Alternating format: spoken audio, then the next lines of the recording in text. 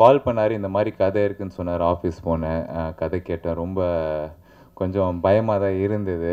But okay, நம்ம பண்ணலன்னா வேறு யார் பண்ணுவா? கசாப் பண்ணாமா, நடிப்பான், அப்புறம் பார்த்துப்பான். இறங்குவான், பண்ணுவான். அதுக்கப்புறம் வர கான்சிக்வன்ஸை பாராட்டோ, கைத்தட்டோ, இல்லை சட்டையை பிடிக்கிறதோ, அது அப்புறம் பார்த்துப்போம். ஃபஸ்ட்டு பண்ணுவோம், அவ்வளோதான். அந்த ஒரு ஆட்டிடியூடில் தான் இறங்கினேன். So I was really blank. So என்னென்னா, இங்கே நான் வந்து அப்புறம் வந்து மானஸ் ரிஹர்சல்லாம் போனேன். எதுக்கு போனோன்னா, எப்படி ஒரு 1 வீக் போயிருப்போம் ரிஹர்சல். ஏன்னா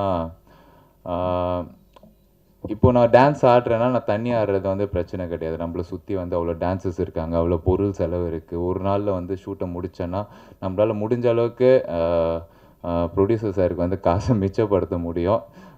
அந்த ஒரு மைண்ட் செட்டு தான். ஏன்னா நாங்கள் காலைல 5 மணிக்கு அதை முடிச்சே ஆகணும். ஸோ